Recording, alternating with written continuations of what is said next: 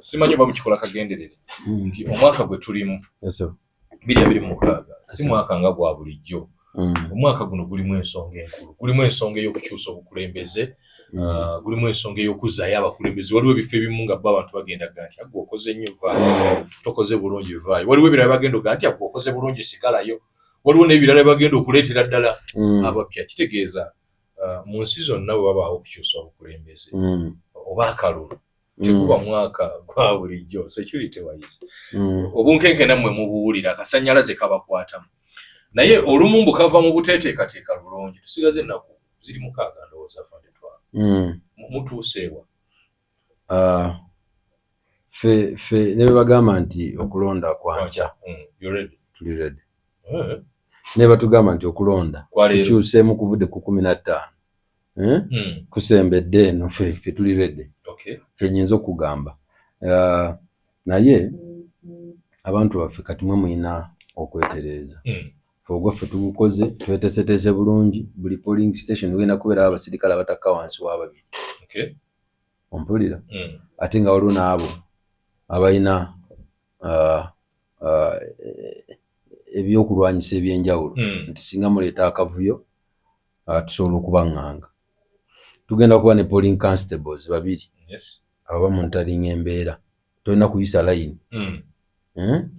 nti ate nze biki ndi w'amaanyi ndi kansala kansooke nedda, ate gwe kansala olina nakusembayo.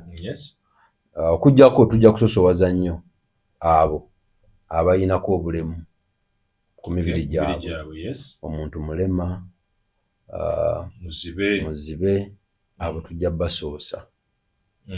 Then oluusi n'oyo ayeesimbyewo candidate tusobola omusosowaza kubanga alonde adde ya monitoring akalulu ke nga bwe kali ng'ali eyo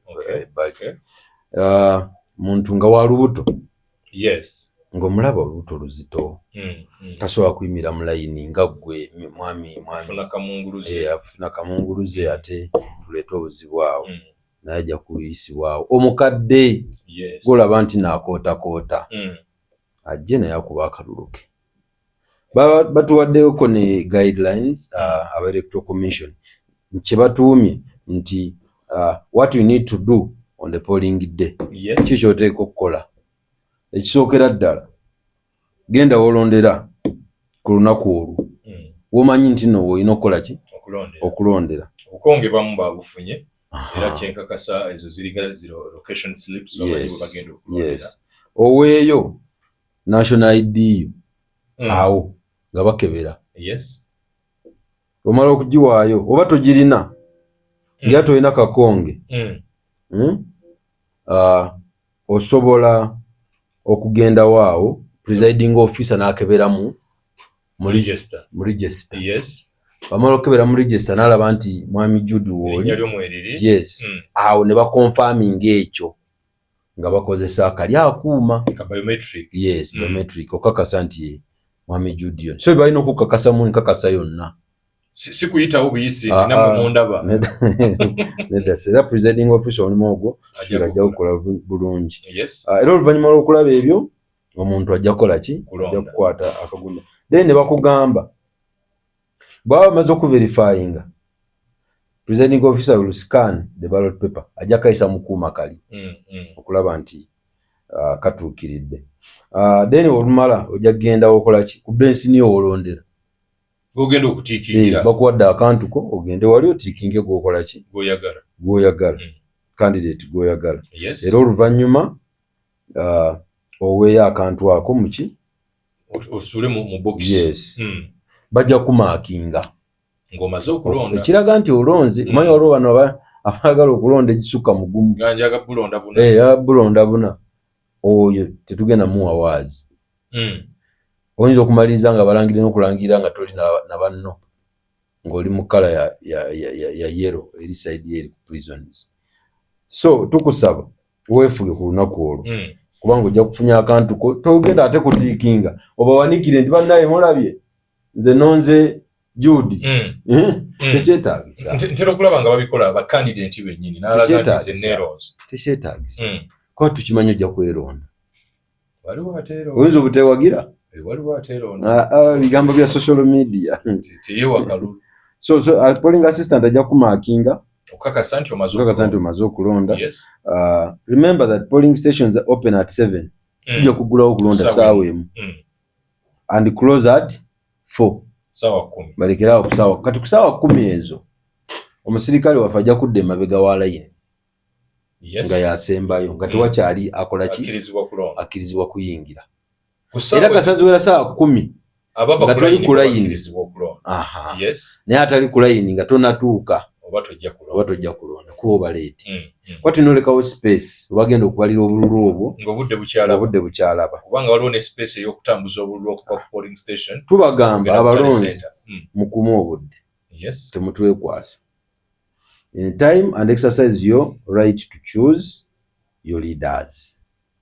Ebyo bivudde mu Electoral Commission. Tukeresa abayisaawe munga weetuli.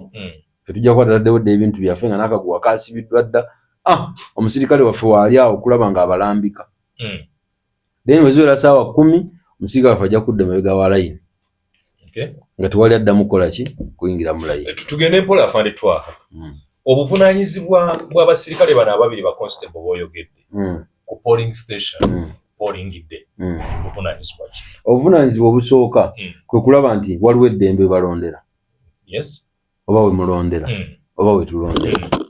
Obuvunaanyizibwa obulala kwe kulaba nga tewali aleeta kavuyo layini esimbye bulungi tewali aveeri naga nti anze kannonde.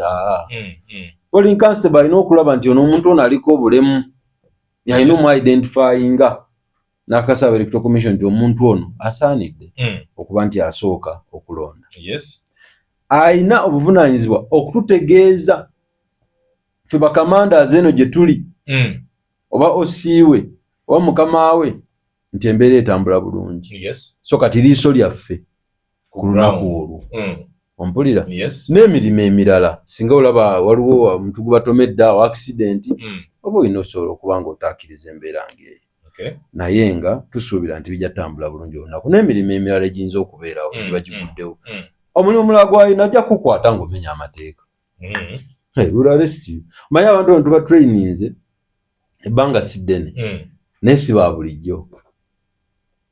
Obadde owangala nabo obeera nabo ku mikolo omugwako omubongako naye kati wanjawulo muleke akola emirimu gye.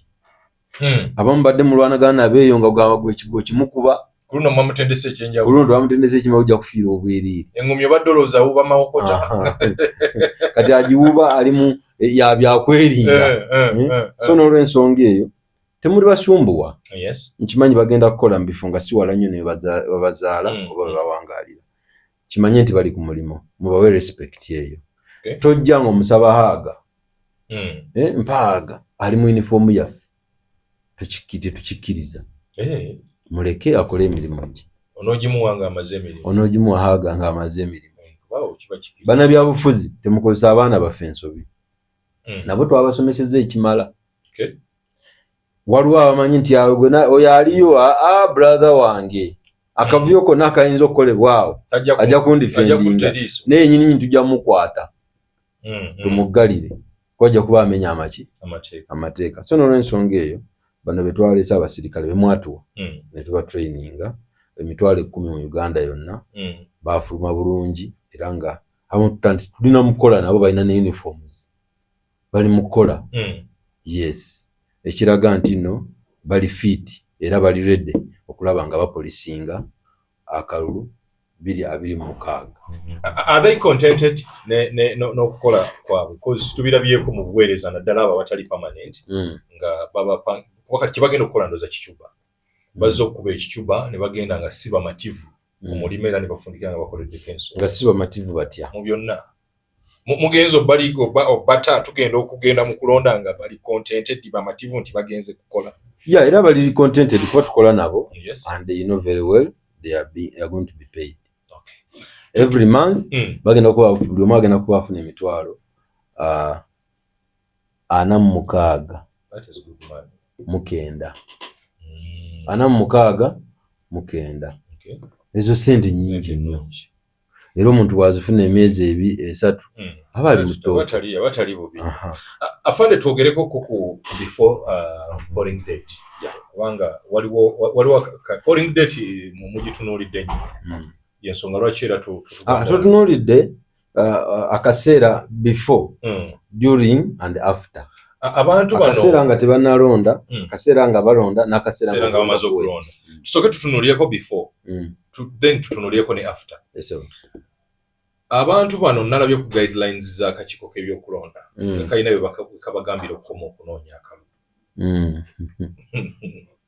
Masaka wantu kagamba baani abesimbyewo nti olina okukoma kunoonya akalulu saawa 12 naye mu Masaka wano tukirabyeko and that is the reality ng'ogyeko ng'otuyinza okuzibiriza ekyo naye tukirabyeko nga waliwo bakandidate abanoonya akalulu beyond saawa 12.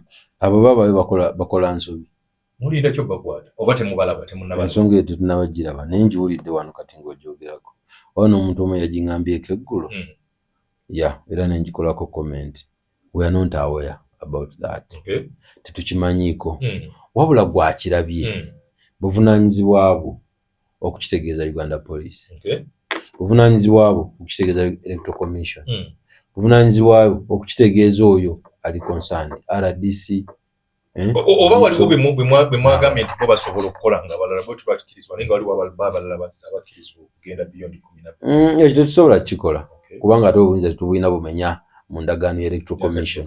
Akakiiko k'ebyokulonda kakiraga nti okutandika campaign so otandika ku ssaawa 1 okumakya saawa 12 n'oba ng'onyuse so ssaawa 12 okusukka 12 obudde olina kuba nga oli mu kutambula nga tukyali ku kazindalo okukuba campaign naye situgamba nti nno olina okuba nga otuuse n'awakaawo ku 12. Abantu baffe bw'obeera mu transit that is fine but you can't be in transit paka ssaawa 5 oli mu transit aba muvudde mu campaign ayi ne muteekako ebizindalo ne mugenda nga muwubira abantu there's no procession. Era kyembadde ngenda okugamba nti afande twa mu mateeka ge mukwasisa temuliimu tteeka lya noise pollution nga bwe mukwasisa amateeka amalala owulira ssaawa 3 ez'ekiro ssaawa 4 ffe twali tugalanga talinza ku biwanga olunaku lusiibye luli bize ate nga bannabyabufuzi b'ebizindalo bitambula bannaye mulondo ono ssaawa 4 ssaawa 5 temuyina tteeka lya noise pollution lyo terikola. Etteeka erya noise pollution likola kubanga eddoboozi eryo lirina kuba ggere naye obuvunaanyizibwa obwo businga kubeera wansi wa site kuba yeeyina system okulaba nti enforcing ekyo ekolagana ne poliisi naye naffe tulina environmental police naye ekwasaganyizibwako ku nsonga eyo naye basically obuvunaanyizibwa obusinga buli ku bano management ya city n'ebitundu ebirala. Tuwuliddeko ku violence eziriwo kaakano mu nnaku zino nga omanye akaliro nze naliko mu kalulu buli lunaku kakola katya akalulu kakuyisa katya kalulu tekabusa bulungi n'akatono kiki kubeera singa tebamatiza abalonzi bulungi abalonzi bamatira naye ndowooza era waliwo eyasinga okubamatiza okunsinga naye buli bw'osemberera ennaku z'okulonda bwe yeesimbyewo akaliro kakukwata naye nga bwe kakukwata n'omulala ennaku zino tuwulira violence ziri between candidates muzima ginze muti violence ezo kyenyinza okugamba nti ffe tukoze ogwaffe era tulina ba suspects abawera kati bukomansimbi twakutebe ba suspects nga 3 nga bavunaanibwa kukola fujjo nakukuba motoka emu y'omuntu eyeesimbyewo ne bagikosa bya nsusso. Masaka district naye twakutteyo omuntu omu agambibwa okuyuza ebipande by'abeesimbyewo abali ku tikiti ya no era mu sayidi y'emu eyo tulina gwe twakwatayo gwe baali bayita budala ndomujjukira tumutwala ne mu kkooti kuyuza bipande bya NRM byaba abeesimbyewo aba NRM tukyakwate Erwengo you remember violence yaliyo wakati wa mwami Kitatta ne mwami Sentayi twakwata abantu abawera ddala ate abasinga nga baali bava mu nnyendo so ab'ennyendo tubalabula mufuuse bagenda ne bakola ekicuba mufuuse abagaba mani power entabiro y'obumenyi bw'amateeka nemugwayo abantu bamwe nembasindika ekalungu bakole omulimu nembasindika ebukomansimbi erwengo Masaka district n'ebirala tubalabula ab'omu Nnyendo nti abantu bamwe tebagenda ndoza kulonda nakulo kwa tugenda bakwata abamu bakwatibwa bali mu mbuga z'amateeka bali mu kubonaanibwa so n'olw'ensonga eyo violence tugenze tugikwatako naye nga tetunakwata tusooka kusomesa abantu nti obumenyi bw'amateeka obufaananako bwe tebukkirizibwa abantu baddembe okutimba ebipande byabwe tusaba n'abo gye batimba ebipande abasimba ebipande musaba abo bannanyini mayumba ku mutimba funa olukusa okuva nanyini nnyumba kubanga eyo ennyumba si ffu kya lukale ntegeerekeka omuntu omusabe nti wensaba kuteeka ku kipande kyange wa n'akukkirize naye bw'otamukkiriza tugenza okulaba nga abantu abamu babaguddeko emisango ne bagula ku musango ku neighbor we tekipande kyange wakiyuziza kyokka ekipande yakitadde ku luggi oluggi oluggula bwe luba luggula bwe luti ne kiyulika incident eyo katugiyambeko afanetwa kiki ekibeerawo nga kubanze nyina amaka gange genneezimba nyina emizigo gy'abapangisa abange gyenneezimba nyina edduuka lyange ly'empangisa ozze tonsanzeewo otimbyewo ekipande ky'ekyobufuzi nze kubanga nsobola okwekizuula nti ekipande kya Twakasirye bwe kibeera ku dduuka lyange kisobola okungabira bakasitoma gyebiri waliwo ebitundu nga bw'otimba ekipande kya Sonko toyina kasitoma incident eyo bw'ebeerawo nze nannyini dduuka nyina kukola ki singa omuntu ajja n'atimba ekipande ku nnyumba yo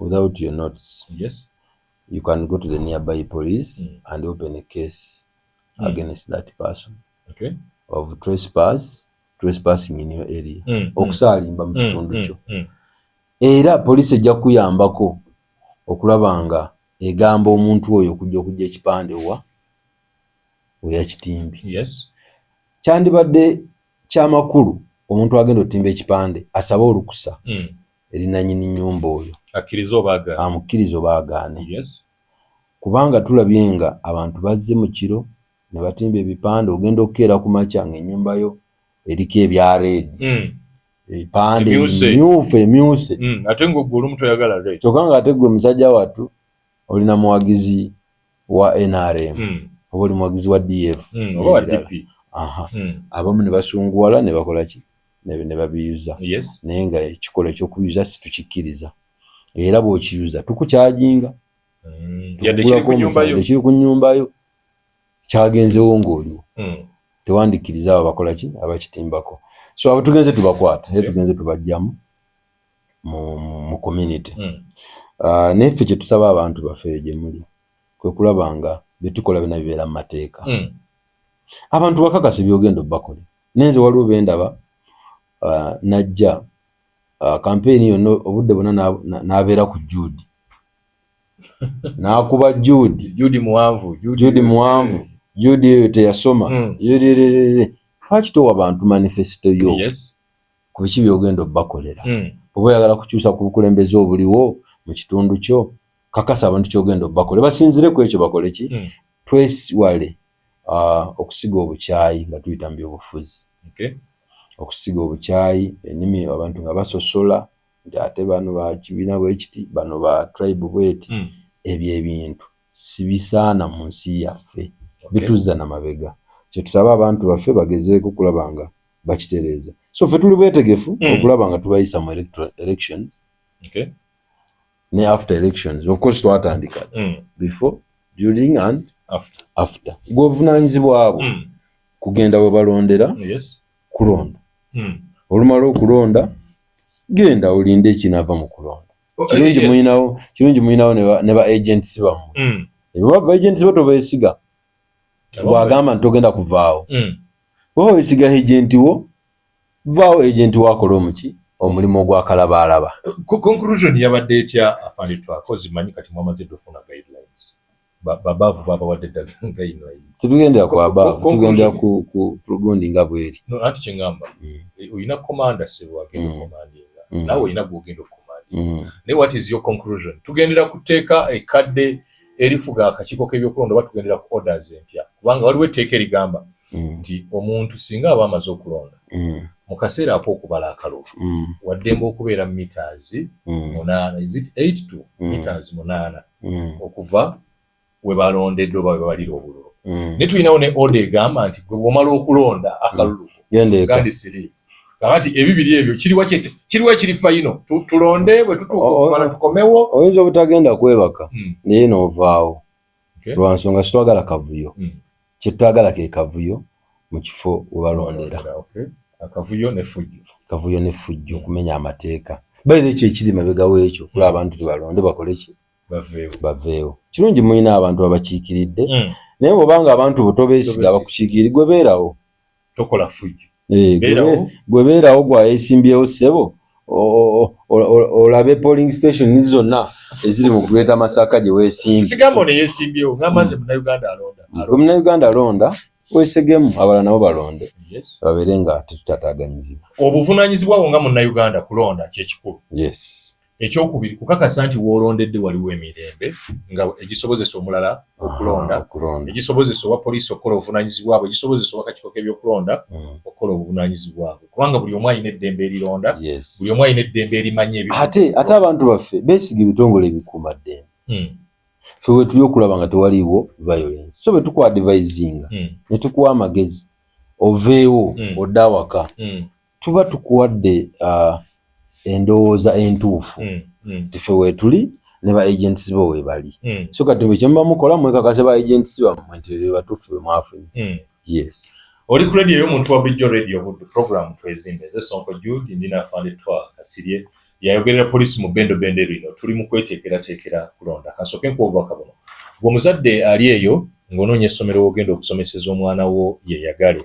essomero liririmu baliyita Child Care Masaka City School essomero lyadde ne boarding litwala abayizi mu nursery ne mu primary ebisale bisoboka buli muzadde abasomesa babatendeka bulungi bamanyi kye bakola amazzi masannyalaze generator standby weebiri ku ssomero ate ebitone by'abaana mu music dance and drama bifiibwako Child Care Masaka City School ekifo kiri kigazi bulungi ekisobozesa omwana okwetaaya nno balina ku new curriculum omwana bamusomesa okulunda okulima n'ebyemikono kati agenda okumaliriza primary ng'alina kyasobola okukola obulungi balina entambula ezitambuza abaana n'omusawo wali ku ssomero wali mu Batasel okuliraana Soweto mu Masaka City bw'oba omanyi ewali edduuka lya Steel and Tube ngakkirira mu Essenyange awo emabega wa Steel and Tube w'ogenda okukkirira ekipande ojja kuba okiraba bawandiika abayizi mu kiseera kino ku 0752 49 2009 0752 49 2009